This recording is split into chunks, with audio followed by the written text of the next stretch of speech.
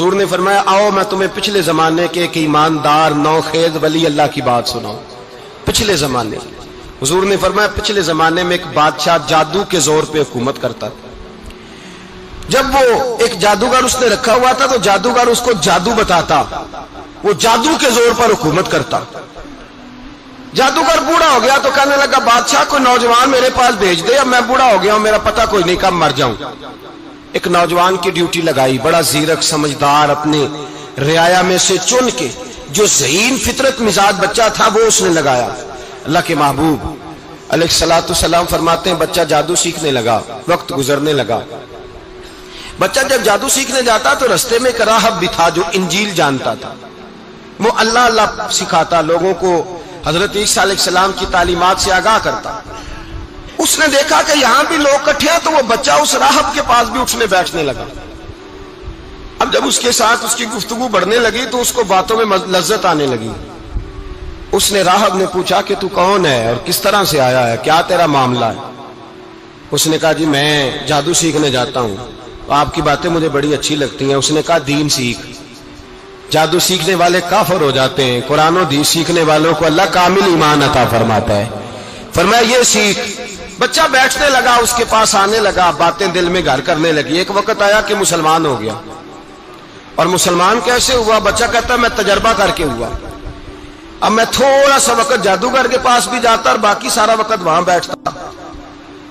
میں ایک دن جا رہا تھا تو رستے میں اژدہا تھا, بہت بڑا سانپ تھا, رستہ روک کے کھڑا تھا. یہ حضور نے بیان کی حدیث.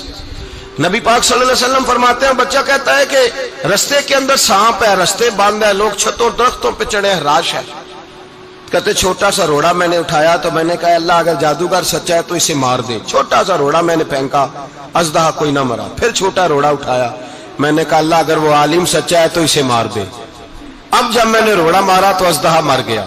میرے اندر سے گواہی آئی نہیں دین کی باتیں سچی ہیں, نہیں قرآن کی باتیں اسلام سمجھانے کے لیے عرض کر رہا ہوں. اگرچہ اس دور میں انجیل تھی, اللہ رسول کی باتیں اچھی ہیں.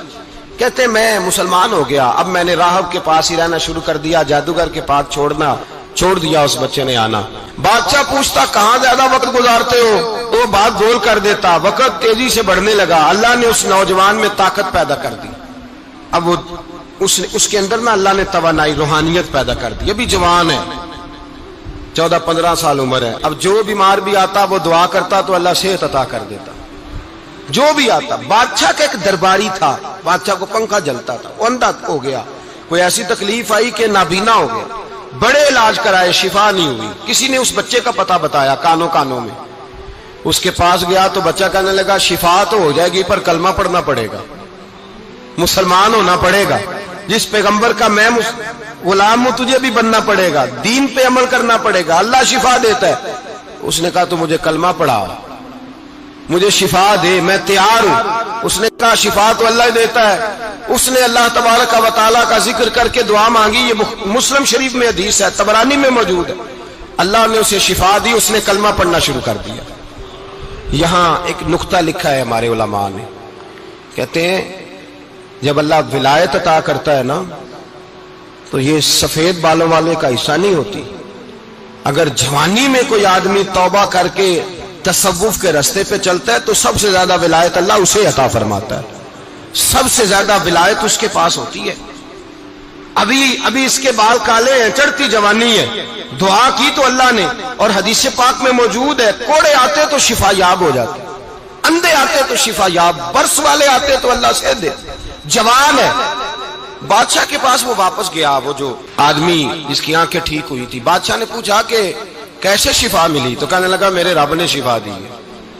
بادشاہ سجدے کراتا تھا, اپنے آپ کو منواتا تھا معاذ اللہ. کہنے لگا میرے علاوہ کون رب ہے؟ اس نے کہا وہی رب ہے جس نے تجھے پیدا کیا ہے, اور وہی رب ہے جس نے مجھے اندھے کو آنکھیں دی ہیں, وہی ہے میرا مالک. کہا اچھا تو مجھے نہیں مانتا؟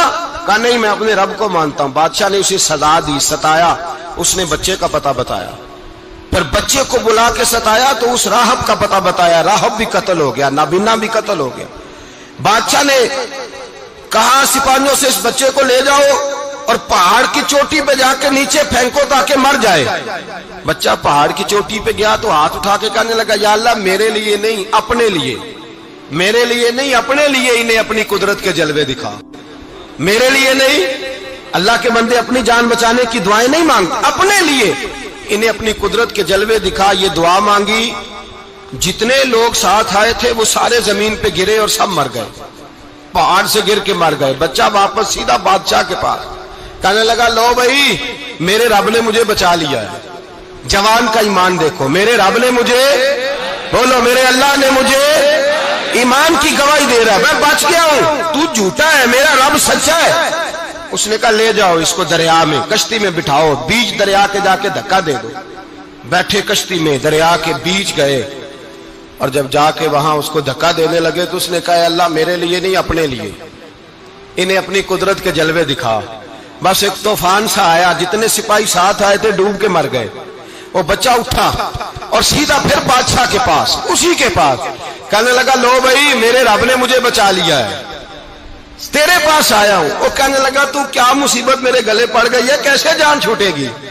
तो बच्चा कहने लगा, अगर तू मुझे बांधे दरख्त के साथ और सारे मुल्क को बुलाए, लोगों को इकट्ठा करे, फिर तू मुझे तीर मारना, मैं तुझे बताऊंगा कैसे मारना है, मैं मर जाऊंगा। अल्लाह का बंदा नौजवान, ईमान देखो, मरने के तरीके बता रहा है। मैं तुझे बताऊंगा मैं कैसे मरूंगा। ये बात कही, बादशाह ने सारा मजमा जमा किया, मुल्क सारा बाहर आ गया, दरख्त के साथ बांध दिया। कहने लगा, भाई लोगों, ये मुझे मारना चाहता था, मार नहीं सका, अब मैं इसे बताने लगा हूं कि मैं कैसे मरूंगा। इसे कहो जब तीर मारे तो साथ मेरे रब का नाम भी ले, मैं अपने रब के नाम पे जान दूंगा, ईमान की पुख्तगी में अल्लाह के नाम पर जान दूंगा। इसे कहो रब के नाम पे मारे, मर जाऊंगा। बादशाह ने अल्लाह कह के तीर मारा, पेशानी में लगा, बच्चे की रूह परवाज कर गई। जितना मजमा खड़ा था सारा कलमा पढ़ के मुसलमान हो गए, सारे मुसलमान हो गए, सारे। मेरे रसूल पाक सैयद आलम सल्लल्लाहु अलैहि वसल्लम ने नौजवानों को बताया, जब तुम्हारे अंदर ईमान की कुव्वत आएगी तो अल्लाह तुम्हारी मदद करेगा। फरमाया, वो नौखेज वली था, अभी उसकी पेशानी पर जवानी के आसार थे, लेकिन उसने अल्लाह को राजी किया, रब करीम को राजी। विलायत का मतलब बुढ़ापा नहीं, विलायत का मतलब वो नहीं कि जब बड़ा लंबा वक्त गुजर जाए तो फिर आदमी आए कहीं, नहीं अब क्या करना है, अब मस्जिद ही है, अब तो इसके अलावा गुजारा ही कोई नहीं। तो उस वक्त का आना अल्लाह की बारगाह में कबूल तो है, लेकिन शाबाशी उसी को मिलती है जो जवानी के वक्त आए।